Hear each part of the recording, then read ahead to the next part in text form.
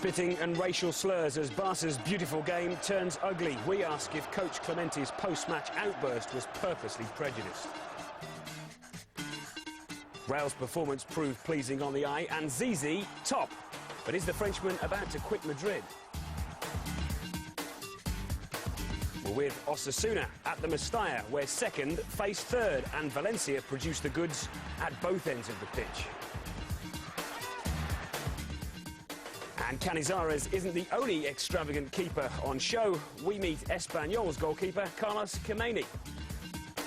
Plus, as always, our Spanish six-pack in our Goal of the Week competition. The most technically advanced league in the world it may be, but at times the Liga is archaic, ignorant and unsightly. Week 19 produced the best and worst that Spain has to offer. Watching the events of the last 7 days unfold has been Guillaume Balaguer. His thoughts are to come. And we'll also be speaking live to Jonathan Woodgate very shortly. But first, to Barcelona's Camp Nou, where the champions squared up to Athletic Bilbao.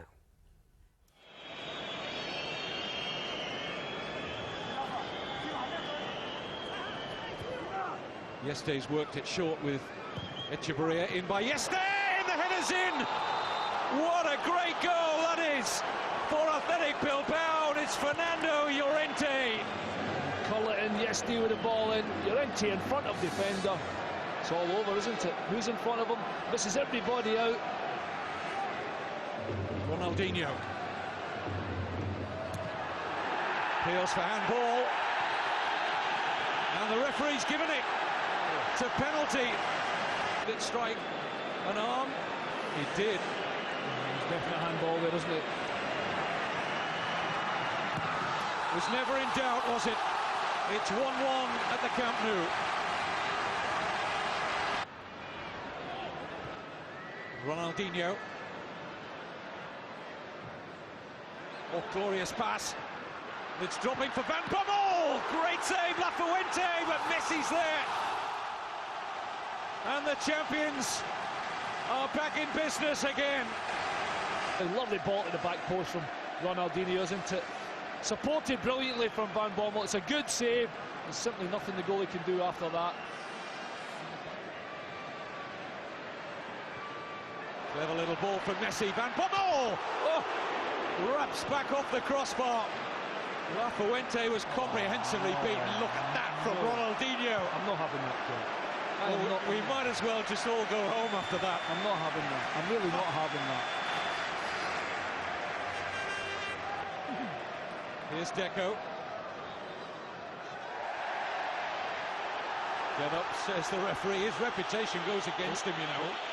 Deco has reacted angrily to the challenge, unnecessarily so, on Kerpegi. And the referee has reached for a card here. And now it really is all going off. And it was all sparked by the reaction of Deco to Kerpegi. Kerpegi comes over to go at Deco. Deco doesn't like it, gets up, grabs his ear, his hair, all that. Didn't need to do that. Red card, you're off.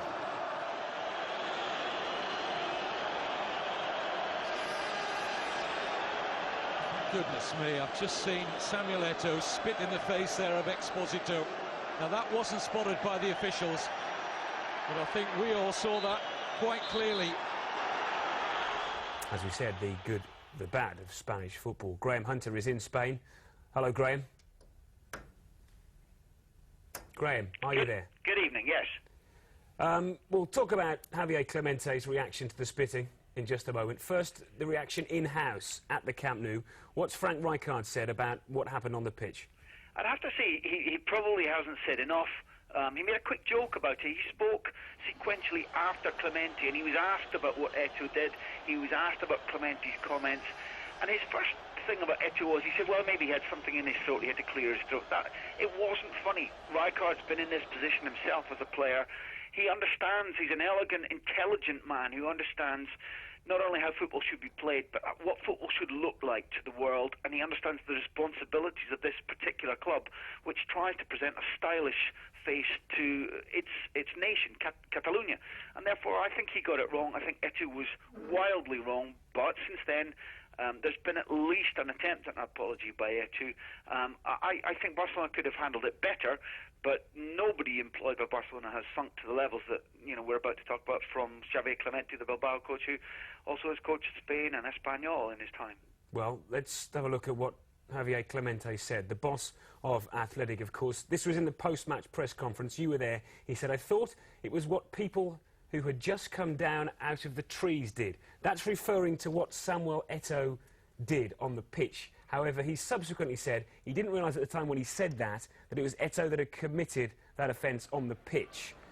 Any doubts in your mind about that? Any doubts in your mind that this was a prejudiced comment and it was, well, a comment that was laden with blatant racism?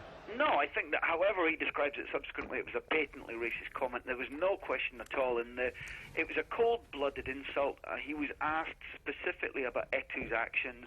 He wasn't asked generally, what do you think about players who spit?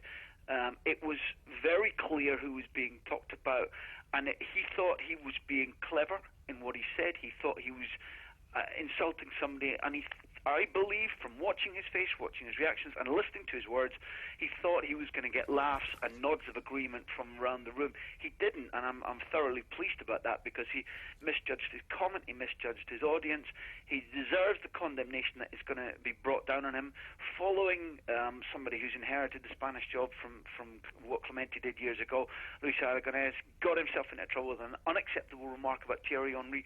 So worse still, I think, has been the flurry of abuse that started to catch attention in the UK when England played their friendly against Spain in the Bernabeu, and the coloured players were abused. Then it's been something that Kameni and Eto'o have had to live with from stadium to stadium in La Liga since then, and it must be fought against. It must be a campaign of public education. For example, UEFA are bringing an anti-racism conference to Barcelona on February the 1st, and then we have antediluvian attitudes like this that need to be stamped down on very, very hard. Guillaume Graham mentioned there that he'll be condemned for this, Clemente. Will he? Oh, he has been condemned by everybody, but not enough, particularly... I mean, in terms of how far does it go? He's not going to be punished by the federation, which is the first thing that we should have heard. The competition committee saying, actually, well, this got to stop, and this is your fine, and whatever. They're not going to do that. It has to be, again, the government who has forced the federation to act, which is really sad, but it does happen in corporations, this sort of backing of everybody within the same trade. It shouldn't have happened. It is the government now that they're saying, no, hold on, we've got to penalise both Eto'o for what he did, at least a fine. By the way, he will not be, again, banned at all, because in a similar case like Aymar last season, nothing happened to him. Nothing will happen to Eto'o because he was not in the report of the referee. And in the case of Eto'o, he will get a fine eventually. But in the case of Clemente, he will eventually again get a fine, but only because the government is forcing the federation to do that. So another bad example of how these have to be led.